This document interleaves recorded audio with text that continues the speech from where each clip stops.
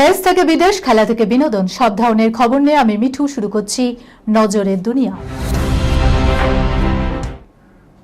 মার্কিন হামলার জবাবে গোটা মধ্যপ্রাচ্যে গোলাবর্ষণ, যে কোনো মূল্যে হরমুজ রক্ষার বার্তা ইরানের। হরমুজে ভারতীয় নাবিকবাহী জাহাজে ইরানের হামলাকে কেন্দ্র করে যুদ্ধের আগুন লাগলো মধ্যপ্রাচ্যে। রবিবার ইরানের কেশম, শিরিক, বন্দর আব্বাস, বুশেহর সহ ১৪০টি জায়গায় ড্রোন ও ক্ষেপণাস্ত্র হামলা চালিয়েছিল আমেরিকা। এর জবাবে গোটা মধ্যপ্রাচ্যে এলোপাথারি হামলা শুরু করল ইরান।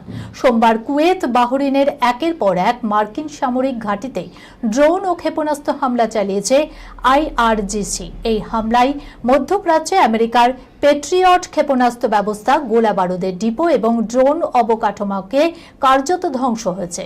মার্কিন হামলার জবাবে কুয়েত ও বাহরিনে মার্কিন সামরিক ঘাঁটিতে হামলা চালানো হয়েছে বলে জানিয়েছে ইরান। পাশাপাশি হামলা হয়েছে কাতার, ওমারন এবং জর্ডানেও। ইরানের সর্বোচ্চ নেতা মোজতবা খামেনি উপদেষ্টা মোহসেন রেজাই বলেন, পরমাণু বোমার চেয়ে ইরানের কাছে বেশি গুরুত্বপূর্ণ হরমুজ প্রণালী। তাজ হোটেলে বোমা রেখেছে দাউদের লোক, পুলিশকে ফোন, মুম্বাইয়ে ব্যাপক আতঙ্ক।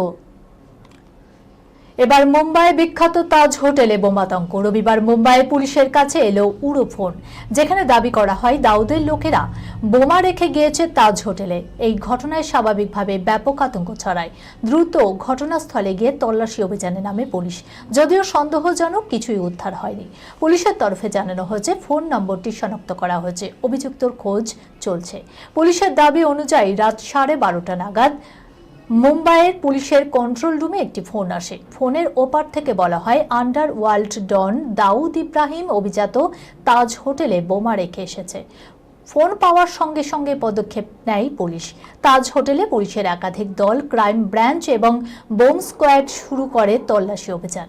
গোটা হোটেল খুঁটিয়ে তল্লাশি চালালেও সন্দেহজনক কিছুই উদ্ধার হয়নি। মুম্বাই পুলিশের তরফে জানানো হয় যে ফোন কলটি এসেছিল তা ভুয়ো। কেউ পুলিশকে বিভ্রান্ত করতে এই ফোন করেছিল। তদন্তে জানা গিয়েছে মুম্বাইয়ের তরফে এলাকা থেকে ফোন কলটি করা হয়েছিল।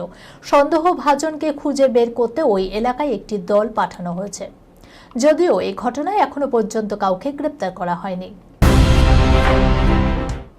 চলন্ত ট্রেনেই ফুলসজ্জা, গোলাপ বেলুনে সাজলো কামরা। যুগলের ভিডিও দেখে নেট দুনিয়া। ট্রেন জার্নির ফাঁকে মিষ্টি প্রেমের ভুরি ভুরি উদাহরণ রয়েছে সাহিত্য সিনেমায়, কিন্তু কামরাটাকেই ফুলসজ্জার ঘর বানিয়ে ফেলা তেমনটা সম্ভবত দেখা যায়নি। এবার সেটাও ঘটে গেল ফার্স্ট ক্লাসের কামরায়। আদৌ ট্রেন নাকি বাড়ির ঘর, ভিডিও দেখে বোঝাই দায়। ভারতীয় রেল সূত্রে খবর, ফুলসজ্জার ঘর সাজানো হয়েছিল নন্দীগ্রাম এক্সপ্রেসে। গত সোমবার ফার্স্ট এসির একটি কূপের একটি ভিডিও ভাইরাল হয়। ভিডিও দেখে নেটিজেনদের চক্ষু চড়ক গাছ।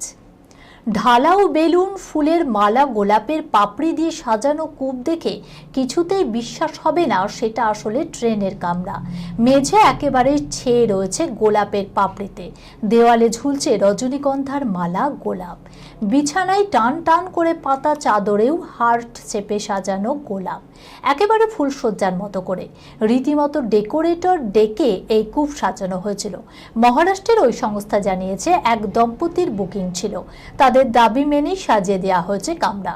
সাজানোর পরেই কামরায় উঠেছেন যুগল। আঙ্কেল, আমি চুমু খেতে পারবো না। রাম তেরি গঙ্গা মায়ালি ছবি থেকে নিজের ইচ্ছায় সরে দাঁড়ান এই মিষ্টি নায়িকা। কার কথা বলছি চলুন দেখে নিই। অনিল কাপুর, ঋষি কাপুর এবং রাজেশ খান্নার মতো সুপারস্টারদের সঙ্গে কাজ করা এই মিষ্টি চেহারার সুন্দরী এমন অনেক ছবি ফিরিয়ে দিয়েছেন, যা অন্য নায়িকাদের জন্য সুযোগ তৈরি করে দিতে পারত। এর কারণ ছিল অন্তরঙ্গ বা সাহসী দৃশ্য, যা অভিনেত্রী এড়িয়ে চলতেন। সেই সুন্দরী অভিনেত্রী হলেন পদ্মিনী কোলাপুরী। রাজ কাপুরের একটি ছবিতে শিশু শিল্পী হিসাবে তার কর্মজীবন শুরু হয়। পরবর্তীকালে তিনি রাজ কাপুরের প্রিয় অভিনেত্রী হয়ে ওঠেন। পদ্মিনী প্রতিটি ভূমিকাতেই নিজেকে একজন নিখুঁত অভিনেত্রী হিসাবেই প্রমাণ করেছেন। তবে 1982 সালে যখন তার প্রেম রোগ ছবিটি মুক্তি পায় তখন তিনি এমন একটি চরিত্রে অভিনয় করেছিলেন যা গ্ল্যামারকে ছাপিয়ে গিয়েছিল এবং বেশ প্রশংসিত হয়েছিল। এই কারণেই তৎকালীন চলচ্চিত্র নির্মাতারা তাকে প্রতিটি ছবিতে নিতে চেয়েছিলেন। প্রেম রোগ মুক্তির পর সুপারহিট হয়েছিল, গানগুলোও দর্শকদের মুগ্ধ করেছিল।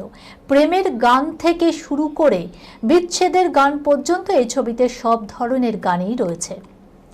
ছবিটি খুব ভালো ব্যবসা করেছিল। এই ছবির মাধ্যমে ঋষি কাপুরের কেরিয়ারও একটি নতুন মোড় নেয়, কিন্তু সবচেয়ে বেশি লাভবান হয়েছিল পদ্মিনী কোলাপুরী।